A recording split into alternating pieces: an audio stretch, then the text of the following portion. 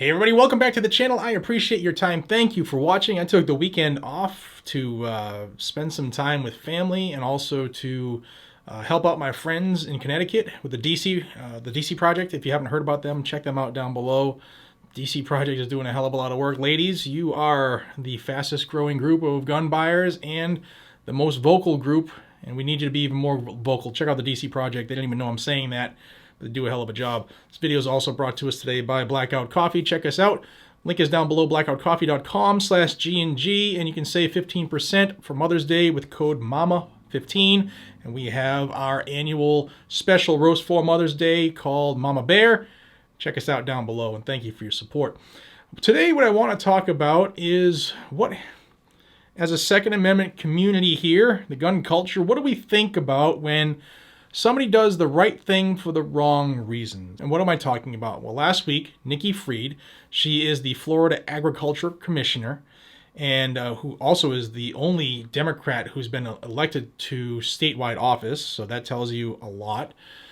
She launched a federal lawsuit against the Biden administration looking to address the fact that if you are caught with marijuana, you then become federally prohibited. And her lawsuit says that the rule, which is enforced by the ATF, violates the Second Amendment rights of people who elect to use marijuana. And you know what? She's 100% correct. Now, Nikki Fried is also, I said, doing the right thing for the wrong reason. She's running for governor right now against Ron DeSantis for this year's election. And I personally believe that she's doing it to pander for votes. Otherwise, she would have done it the first year she was in office. And there's other things behind this. This doesn't make a difference. I mean, the rule is 100% wrong and unconstitutional. Marijuana is a Schedule I controlled narcotic instead of a Schedule II. A Schedule II means if you're prescribed it and you use it according to prescription and it's overseen by a doctor, then it doesn't affect your gun rights. I've just talked to my buddy. Fentanyl is on that list. If you take fentanyl as described and given under the care of a doctor, you don't lose your gun rights. But if you are in a state that has either approved for medical reasons or for recreational reasons, if it's approved marijuana, it's decriminalized, and you happen to fail a test somewhere or get caught in possession, you then become federally prohibited. Whether your state likes it or not, you are federally prohibited. So she's doing this because she's running for governor, and it's going to garner her some votes from the gun community because she's a Democrat. But she's also doing it because, A, Nikki Fried used to be a marijuana lobbyist and was a big proponent for legalization. Big deal. Doesn't affect today, but that's some background on it. Also, her fiance, Jake Bergman, he founded what is now, if not one of the largest suppliers for medical marijuana in the state of Florida.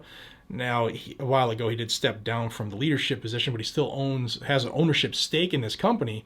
And the company, I always screw up the name, Sutera Wellness, they donated $6.1 million. They bankrolled an effort to try to legalize marijuana in Florida. This is her fiance. And also, he has donated $60,000 through her campaign, which is legal. All of that's legal. It's fine.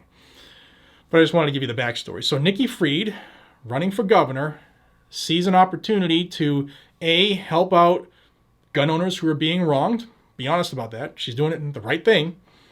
She's also doing it to help out her fiance, who is in this industry, and also that's something that she's been an activist for. So the right thing for the wrong reasons. If she was doing it for the right reasons, personally, I say she would have done it as soon as she came into office in Florida. But my question goes to you. What do you think about this? Now, I know right away the folks who watch, who happen to partake in the vegetable, will be all for it. But there is a part of the community that doesn't use the vegetable, and they might not be for it. So I want to hear both sides here, especially if you're a Florida resident. When it comes to November, will you vote for Ron DeSantis, or will you vote for a Democrat, Nikki Fried? Now, she's a Democrat. I've looked real quick, and I've talked to some people I know who do business and have lived in Florida, who live in Florida. She hasn't taken overt actions to be considered anti-gun. She's Democrat. If you live in Florida and you know more than that than I do, I know there's some issues about people getting denied for their permits, but those denials typically have to do with things people need to clear up on their own in their background. But you're faced that scenario, this lawsuit, she's doing the right thing. Do you vote for her over DeSantis? Because DeSantis hasn't done diddly squat so far for the Second Amendment. We're being honest. He's talking now about constitutional carry, and the first special session is gone. He did call for another special session. And you'll learn more about that tomorrow on the channel. I'll be talking with GOA Florida, and we'll have that tomorrow. But as of right now, I mean, he can make it happen, but he hasn't made it happen. So who do you vote for? You vote for the Republican, who hasn't really been who hasn't been seen as 2A friendly. He's talking the talk now, but his actions hasn't really done much for guns. And then you have the Democrat, who hasn't taken any overt actions to be considered 2A, suing to protect the rights of people's Second Amendment.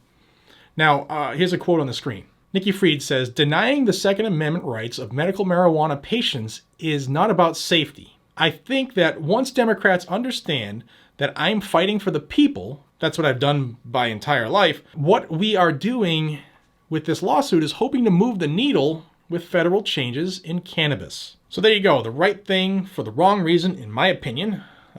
What say you? Let me know down below. This has been an issue. I started covering legalization of marijuana and the effects of somebody who is a Second Amendment person or gun owner years ago on this channel, years ago. And people were in their corners and they dug in and they were like, absolutely not, it's legal, then I can have it. There are people who live in states that have decriminalized marijuana and who get jammed up with weed, whether it's an arrest, a conviction, or a failed test of some matter, who are then federally prohibited. Remember, there's that specific question on the 4473, so they could actually take action on that as well, them being the ATF, because this is enforced by them. Let me know what you think down below. It took a couple days for me to process this, and then I took the weekend off, but here it is on a Monday. Let me know what you think about this, and I'll see you on the next one. Be safe, stay vigilant, carry a gun, and keep you, your friends, your family, your community safe, because that's what the Second Amendment is for. It has nothing to do with anything else other than keeping you, yours, and ours safe. Take care.